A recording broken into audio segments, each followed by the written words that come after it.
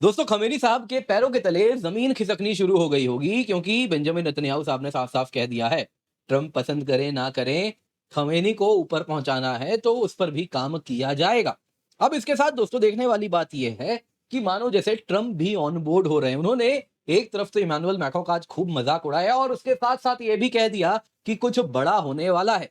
अब क्या होने वाला है उस पर भी चर्चा करेंगे और साथ ही साथ क्या रिजीम चेंज की संभावना है, क्या शाह ऑफ ईरान वापस आएंगे या और कुछ हो सकता है। दोस्तों आज अगर आप देखें तो इस पे चर्चा होनी कहीं ना कहीं लाजमी है क्योंकि आप देखें तो दुनिया भर की मीडिया इसी पर कहीं ना कहीं चर्चा कर रही है। नेतन्याहू ने जो कहा है कि taking out supreme leader Ali Khamenei not a distant possibility, इन्होंने you can not rule it out, ऐसा इन्होंने साफ साफ कह दिया, यानी संभावना है। ये भी कह दिया कि हिटलर की न्यूक्लियर टीम थी, न्यूक्लियर टीम को साफ कर दिया, उसके बाद अगला नंबर किसका आएगा, हिटलर का आएगा। तो ये भी इन्होंने कह दिया है। दोस्तों इसके सिवा ट्रंप अचानक से G7 से चले गए और इसके साथ क्या होने वाला है स्पेकुलेशन होने लगा। तो यहाँ इमानुएल मैक्रों ने, फ्रेंच प्रेसिडेंट ने कुछ कह दिया कि देखिए सीज फायर के लिए ट्रंप जा रहे हैं। तो ट्रंप ने यहाँ पे सुनिए क्या कहा है। ये जो publicly publicity seeking Emmanuel Macron है फ्रांस का, इसने गलती से कह दिया कि मैं G7 समिट जा रहा हूं छोड़ के बीच में क्योंकि मुझे सीज फायर पर काम करवाना है इसराइल और ईरान के बीच में। बिल्कुल गलत। उनको आइडिया ही नहीं है मैं कहां हूं और मैं कहां जाने वाला हूं और क्या करने वाला हूं। यहाँ पे अगर आप देखें तो उन्होंने कहा कि मुझे कुछ लेना देना नहीं है सीज फायर से और उससे कुछ बहुत बड़ा होने वाला है। इमानुएल मैक्रों का पता नहीं पर्पसफुली या नहीं, लेकिन हमेशा वो गलत ही क्यों समझता है जो होने वाला है। अब देखिए दोस्तों इस पर चर्चा भी ग्लोबली मीडिया में हो रही है। तो क्या बड़ा होने वाला है, आइए जरा इसको भी जो अटकलें लगाई जा रही हैं जरा जानते हैं। देखिए दोस्तों ईरान की जो न्यूक्लियर फैसिलिटीज हैं नटांज में और अन्य जगहों पे जो जो न्यूक्लियर फैसिलिटीज है वो डीपली अंडरग्राउंड है। कुछ इस प्रकार से अगर आप देखें तो जमीन के नीचे ऐसे मल्टीपल लेवल्स में है और जो सेंट्रीफ्यूजेस हैं वो सबसे नीचे रखे गए हैं ताकि वहां पे कितनी भी बॉम्बिंग हो जाए कुछ ना हो। इसके लिए दोस्तों बहुत जरूरी है इसराइल को जो बॉम्बिंग ऑपरेशन करवानी होगी वो मैसिव ऑर्डिनेंस पेनिट्रेटर के द्वारा करवाना होगा। अब दोस्तों मैसिव ऑर्डिनेंस पेनिट्रेटर यदि आप देखें तो इसराइल के पास है नहीं। यूएस भी इसको केवल और केवल अपने B2 स्पिरिट बॉम्बर से ही इसको दाग सकता है, कुछ इस प्रकार से जो आप यहाँ पे देख रहे हैं। तो इसलिए ऑलरेडी आपको याद होगा डिएगो गार्सिया में अमेरिका ने इसे स्टेशन भी कर दिया है। तो क्या ट्रंप के जाने के बाद इनको रवाना करवाया जाएगा और ईरान के सेंसिटिव ठिकानों पे क्या इससे वार होगा। दूसरी तरफ दोस्तों यहाँ पे अगर आप देखें जिनको आप देख रहे हैं ये ईरान के एग्जाइल्ड क्राउन प्रिंस हैं और इन्होंने कहा ईरानियंस को समय आ गया है, खमेनी को उखाड़ फेंको। दोस्तों जो रजा पहलवी है इन्होंने पर्शियन में लिखा भी है और वहां के लोगों को जिस प्रकार से इन्होंने कहा, जिसमें साफ साफ कहा कि देखिए अब आपको काम करना होगा और कहीं ना कहीं कि ईरानियन पीपल अब एनर्जाइज हैं, मोटिवेटेड हैं और ये बेस्ट अपॉर्चुनिटी है इस्लामिक रिजीम को खत्म करने के लिए। दोस्तों ये सुनते ही पाकिस्तान के जो पुराने कॉमेडियन हैं ख्वाजा आसिफ, आजकल डिफेंस मिनिस्टर का भी काम करते हैं, इनको पता नहीं क्या हुआ, इनको मानो जैसे मिर्ची लग गई हो और इसके बाद जितनी अंग्रेजी आती है इन्होंने सब लिख डाली एक बार में। अब है तो आखिरकार पाकिस्तानी, अंग्रेजी जब लिखे तो केवल और केवल इसमें निकली गालियां। जरा सुनिए क्या बोल रहे हैं वहां के defence minister. If Iranian people are energized and motivated according to you, show some beep. Go back and lead them and remove the regime. Put your money where your beep is. Bloody parasitical imperial beep. अब दोस्तों एक line में इतनी गालियां, ख्वाजा मेरे ख्वाजा, पाकिस्तानियों के दिल में सीधा समा जा हो ही गया होगा इसके बाद एक बार में इतनी अंग्रेजी सुन ली।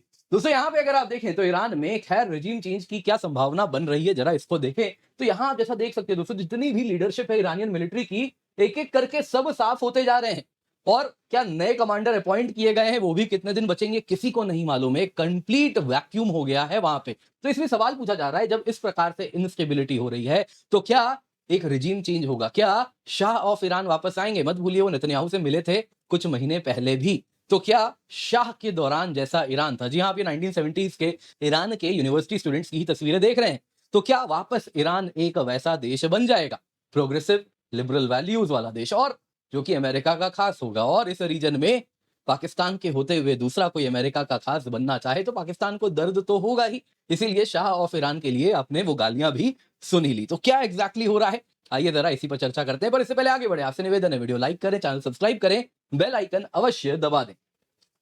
सर्वप्रथम दोस्तों हो क्या रहा है, देखिए इजराइल का एंड गेम क्या है। देखिए एंड गेम समझने के लिए बहुत जरूरी है बिगिन समझे। क्या है बिगिन, ये है दोस्तों बिगिन डॉक्ट्रिन। इजराइल की न्यूक्लियर पॉलिसी दुश्मन को लेके बिगिन डॉक्ट्रिन से डिफाइंड है। जिसका मतलब है उसके जितने भी दुश्मन हैं, इससे पहले वो न्यूक्लियर बॉम्ब बनाने की प्रक्रिया भी शुरू करेंगे, वो उसे ध्वस्त कर देंगे। यही है इजराइल की बिगिन डॉक्ट्रिन। इराक में ऑपरेशन ओपेरा या बेबीलोन के तहत उसके न्यूक्लियर रिएक्टर्स उड़ा दिए गए थे। सीरिया में ऑपरेशन ऑर्चर्ड के अंतर्गत उड़ा दिया गया। वैसे ही अगर आप देखें तो अब ईरान के साथ भी हो रहा है। तो अभी जो ईरान के खिलाफ जो ऑपरेशन चल रहा है, इसमें इजराइल क्या चाहता होगा, यदि आप जरा वॉर गेम करें तो एक बात आप क्लियरली समझेंगे, एक मस्ट अचीव ऑब्जेक्टिव है जो हर हालत में अचीव करना ही होगा। वो ये होगा कि ईरान आने वाले फोर्सिएबल फ्यूचर में 5 से 10 साल में न्यूक्लियर वेपन किसी भी हाल में डेवलप ना करे। ये तो मस्ट अचीव है। दूसरा होगा दोस्तों, प्रेफर्ड क्या होगा कि उसका जो न्यूक्लियर ऑपरेशन है वो इरिवर्सिबली एंड कंप्लीटली खत्म हो जाए। तो ये तो वो चाहेगा, प्रेफर करेगा ऐसा हो जाए। बेस्ट केस सिनेरियो क्या है? बेस्ट केस सिनेरियो होगा कि जो ईरान में करंट रिजीम है ये ओवर रूल हो जाए और इनके जगह कोई ऐसे व्यक्ति खमेनी के साथ जगह आ जाए जो कि प्रो वेस्ट हो, जो कि जैसे कि सऊदी अरेबिया में एमबीएस है, वो जिस प्रकार से डी रेडिकलाइजेशन कर रहे हैं, कोई वैसे ही व्यक्ति ईरान में आए और वो डी रेडिकलाइजेशन की प्रक्रिया को आगे बढ़ाए। तो ये क्या होगा दोस्तों? बेस्ट सिनेरियो होगा जो ईरान चाहेगा। अब यहां पे दोस्तों जरा देखते हैं, इजराइल चाहेगा, माफ कीजिएगा मैंने ईरान कह दिया, तो इजराइल ये सब चाहेगा। अब जरा देखते हैं इजराइल कितना करीब है अपने ऑब्जेक्टिव्स के। देखिए दोस्तों, जो पहला और दूसरा ऑब्जेक्टिव है कि ईरान के न्यूक्लियर वेपन्स कहीं ना कहीं डिले हो जाएं, तो देखिए उसके तो वो करीब आ गया है।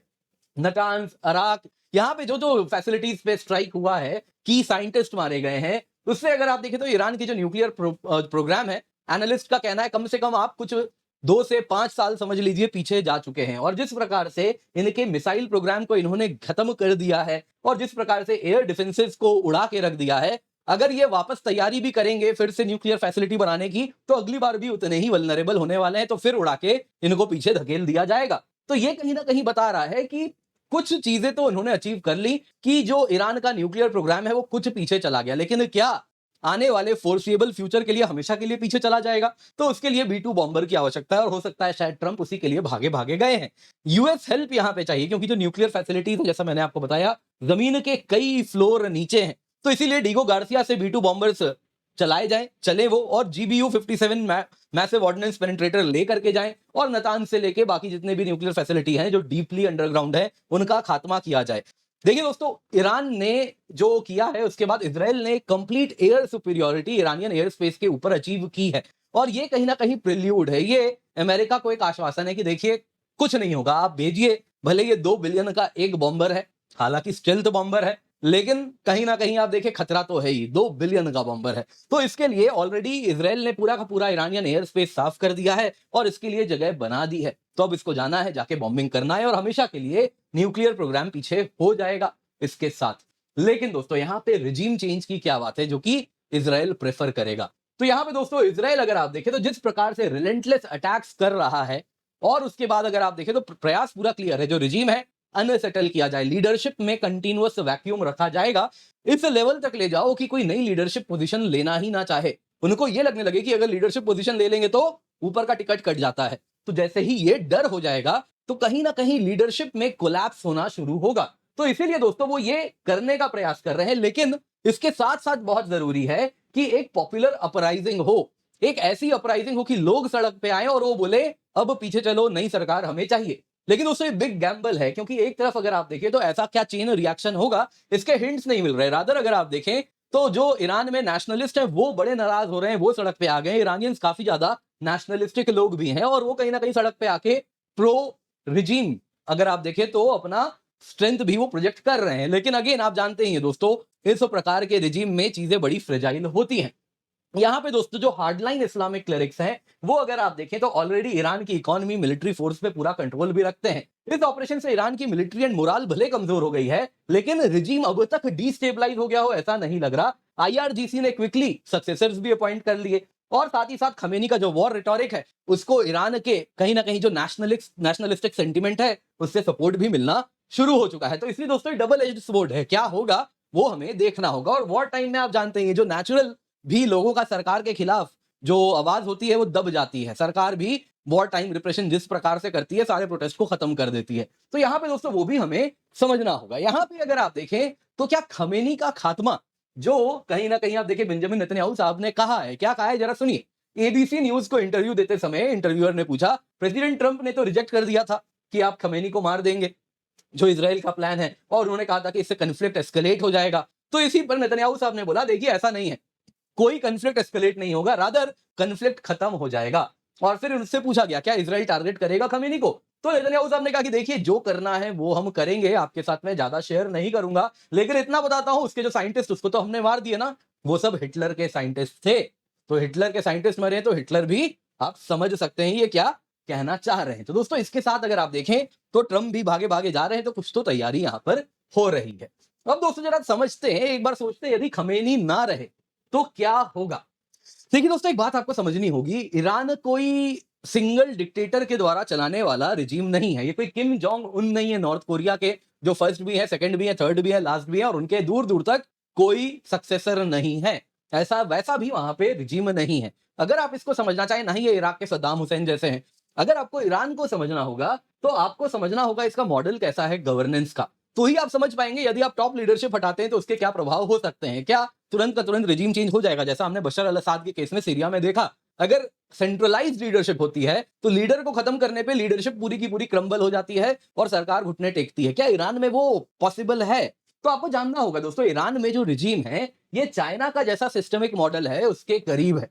अगर आप देखें तो एक इंस्टीट्यूशनल फ्रेमवर्क है, आईआरजीसी है, गार्डियन काउंसिल है, असेंबली ऑफ एक्सपर्ट्स हैं, जैसे कि चाइनीज कम्युनिस्ट पार्टी है, कुछ वैसा ही काम वहां पे करने वाली कुछ संस्थाएं हैं जो कि आइडियोलॉजिकल कंटिन्यूटी इंश्योर करती है। सक्सेशन का क्लियर मैकेनिज्म है, असेंबली ऑफ एक्सपर्ट होते हैं, जो कि अगर आप देखें तो लीडरशिप ट्रांजिशन कैसे होगा, जैसे कि कम्युनिस्ट पार्टी ऑफ चाइना की पॉलिट ब्यूरो है, उसी प्रकार से वो काम भी करते हैं। असेंबली ऑफ एक्सपर्ट्स में दोस्तों 88 क्लेरिक्स होते हैं जो कि चुन के आते हैं और फिर वो कन्वीन किए जाते हैं, जमा किए जाते हैं, और वो कहते हैं कि आप अगला सुप्रीम लीडर चुनेंगे। तो खमेनी जैसे ही जाएंगे अगले सुप्रीम लीडर का तुरंत चुनाव हो जाएगा और असेंबली ऑफ एक्सपर्ट्स ऑलरेडी बैठे हुए हैं। तो कैंडिडेट्स यहां पे दोस्तों अगर आप देखें तो एक मुज्तबा खमेनी है जो कि खमेनी के ही बेटे हैं। अब देखिए दोस्तों समस्या क्या हो रही है कि इनको ग्रूम किया जा रहा था लीडरशिप के लिए, लेकिन लोग सवाल पूछ रहे थे कि देखिए ये डायनास्टी में क्यों चलाना, ऐसा थोड़ा ही हो रहा है, बाकी लोगों को भी चुना जाए। लेकिन यदि अभी खमेनी मारे जाते हैं तो इनका चुनना, ऑलरेडी इनके खिलाफ जो उंगलियां उठ रही हैं वो सब खत्म हो जाएंगी। वो सीधा सीधा कहेंगे इन्हीं को चुना जाएगा, क्योंकि ब्लड लाइन का यहाँ कंसेप्ट आता है। अगर आप देखें तो जो शिया थियोलॉजी है उसमें करबला ट्रेजेडी का बहुत सिग्निफिकेंस है, जिसके बाद अगर आप देखें तो ब्लड लाइन में ही लीडरशिप ट्रांजिशन की गई थी। तो यदि इस वक्त कुछ वैसा ही होता है तो उसी को इन्वोक करके अगली लीडरशिप इन्हीं को दे दी जाएगी। वहीं दोस्तों कुछ हार्डलाइन क्लेरिक्स भी हैं, जैसे अहमद खतामी है, अली रजा अराफी है। तो अब इनमें भी काफी लोग हैं, कैसे इनमें लीडरशिप जाएगा? यदि हार्ड लाइन में ज्यादा चला गया तो इजराइल के लिए समस्या और बढ़ेगी। तो क्या होगा देखिए दोस्तों, तो ऊंट किस ओर बैठेगा उस पर निर्भर करता है। लेकिन एक बात तय दिख रही है, ये जो सिस्टम है ये इतना भी आसान नहीं है क्रम्बल हो जाए सीरिया जैसा। कहीं ना कहीं कंटिन्यूड ऑनस्लॉट चाहिए, एक दो बार से कुछ नहीं होगा। यहां पे दोस्तों इजराइल का गेम प्लान क्या है? देखिए इजराइल चाहता है जो ईरान के इंटरनल वल्नरेबिलिटीज हैं उनको एक्सप्लॉइट किया जाए और कंडीशंस बनाए जाए ताकि कोलैप्स हो जाए, या फिर ये जो गवर्नेंस है उसमें रिफॉर्म आ जाए। जो लीडरशिप है वो हार्ड लाइनर से हटके कहीं ना कहीं pro west, pro Israel stand रखने वाले लोग ले लें। तो अब इसमें अगर आप देखें, आप आईआरजीसी लीडरशिप को वाइप आउट कर देंगे, ह्यूमिलिएट करेंगे, तो ये बस वन एस्पेक्ट है। पर्पस इसके पीछे ये है कि पब्लिक का भरोसा खत्म हो जाए आईआरजीसी के पास, और जो रिजीम है उसके पास गवर्न करने के लिए वो जो मॉरल कहीं ना कहीं बैकिंग होता है वो बचे ही नहीं। लोग सीधा हंसने लगे कि तुम कैसे गवर्न करोगे, याद है तुम्हारे साथ क्या किया था इजराइल ने? तो कुछ वैसा हो जाए। तो इसीलिए बस सिक्के का एक पहलू है, दूसरा पहलू इसके साथ आएगा, जो अपोजिशन है उसको सपोर्ट किया जाएगा। ऑलरेडी जो सेक्युलर मोनार्किस्ट लिबरल ग्रुप्स हैं उनको आइडेंटिफाई करके रखा होगा इजराइल ने, उनको सपोर्ट भी किया जा रहा होगा। National council of resistance of Iran है जो कि इनके खिलाफ, रिजीम के खिलाफ आवाज उठाती है, तो उनको सपोर्ट किया जा रहा है। वैसे ही रजा पहलवी का नेटवर्क है, तो अगर आप देखें तो पहलवी ने 2023 में इजराइल विजिट भी किया है, नेतन्याहू से भी मिले हैं, मोसाद ऑफिशियल से भी मिले हैं। तो गेम तो ऑलरेडी तय है। आपने सुना होगा नेतन्याहू भी क्या कह रहे हैं, वो टाइम एंड अगेन कह रहे हैं। अगर आप देखें तो उनका कहना है कि देखिए हम यहां पर आए हैं आपको ऑपरेशन से बचाने के लिए, जो रिजीम आपके खिलाफ आप लोगों का शोषण करती है उसके खिलाफ हम आपकी मदद करने आए हैं। और यहां पे कहीं ना कहीं वो याद दिलाते हैं कि देखिए जब शाह का ईरान था तो इजराइल और ईरान बड़े करीब मित्र हुआ करते थे, हम लोग बेस्ट फ्रेंड्स थे, तो वो दिन हम वापस ला सकते हैं। आप लोग सड़क पे आइए, प्रोटेस्ट कीजिए और सरकार का तख्ता पलट कीजिए। बाकी शाह भी अगर आप देखें तो वो भी तैयार बैठे हैं कि उनको भी वापस गद्दी मिल जाए, तो वो भी कहानी आगे बढ़ाएं। तो दोस्तों देखिए यहाँ पे कहानी बड़ी ही अगर आप देखें तो कॉम्प्लिकेटेड सी है, लेकिन उम्मीद करता हूं आपको कुछ इसमें सरलता दिखी होगी, तो चीजें बेहतर समझ आई होंगी। दोस्तों वीडियो लाइक करें। इसके सिवा याद दिलाना चाहता हूं केवल ₹1 में आपके लिए हम रैंकर सक्सेस प्रोग्राम लाए हैं। टॉप रैंकर्स जो 2024 के हैं उनसे अगर आप देखें तो अलग-अलग चीज़ें जिनमें वो निपुण हैं, उनको आइडेंटिफ़ाई करके उनके साथ हमने कुछ सेशंस रिकॉर्ड किए हैं, तो आपके लिए वो हम केवल ₹1 में उपलब्ध करा रहे हैं, पिन्ड कमेंट में लिंक मिल जाएगा। देखिए, आप देख सकते हैं यहाँ पे यूपीएससी कैसे प्रिपरेशन स्टार्ट करें ज़ीरो से, उनके लिए रैंक 5 आपको बता रहे हैं, वैसे ही रैंक 65 है, रैंक 30 है, अलग-अलग आंसर राइटिंग के पहलू, पॉलिटी कैसे पढ़ें, ज्योग्राफी कैसे पढ़ें, नोट्स कब बनाना है, कैसे बनाना है, कैसे अगर आप देखें तो डायग्राम्स इनकॉर्पोरेट करने हैं, प्रीलिम्स के लिए क्या करना है, फर्स्ट अटेम्प्ट वाले क्या करें, तो उन सब को ध्यान में रखते हुए अलग-अलग रैंकर्स के द्वारा कोर्सेज़ आपके लिए हम बनाए, केवल ₹1 में उपलब्ध है, ज़रूर जुड़ जाएँ। इसके सिवा अगर आप यूपीएससी की तैयारी कर रहे हैं, तो आपके लिए प्लस सब्सक्रिप्शन केवल 19,999 में, कॉम्बो फीचर केवल 27,999 जिसमें जीएसबी और इतने सारे ऑप्शनल में यदि आपका कोई भी ऑप्शन है, तो वो भी आपको मिल जाता है। आप निश्चिंत होके जुड़ सकते हैं, बड़ी अफोर्डेबल प्राइस पे on using the code KC10। इसके सिवा दोस्तों आइकॉनिक सब्सक्रिप्शन भी है। आप देख सकते हैं इतने सारे बैचेज़ हैं, जस्ट अभी स्टार्ट हुए हैं, तो आप ज़रूर जुड़ें निश्चिंत होके और अपनी तैयारी को तेज़ी से आगे बढ़ाएँ।